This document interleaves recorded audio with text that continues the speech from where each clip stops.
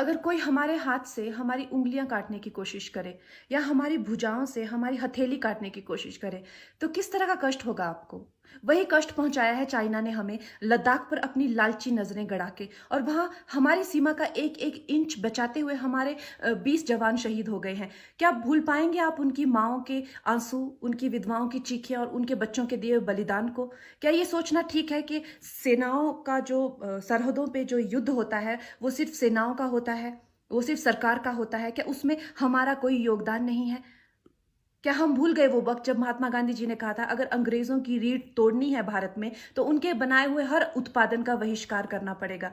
तो क्या ये जरूरी नहीं है कि हम भी इस युद्ध में हिस्सा लें, क्योंकि लद्दाख सिर्फ एक जमीन का टुकड़ा नहीं है, भारत की अस्मिता का एक बहुत बड़ा हिस्सा है, भारत की हथेली है। हम उसे किसी तरह से इस दुश्मनों के उनके गंदे इरादों में सफल नहीं होने दे सकते।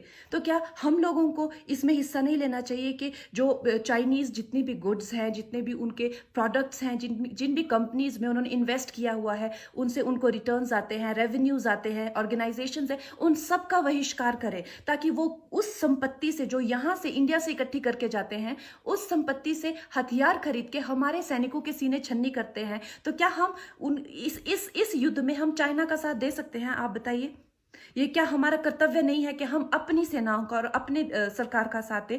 तो हमें प्रतिज्ञा लेते हैं कि हम आत्मनिर्भर बनेंगे और चाइनीज गुड्स को बिल्कुल बॉयकॉट करेंगे और इस युद्ध में हिस्सा लेके भारत को जिताएंगे। जय हिंद।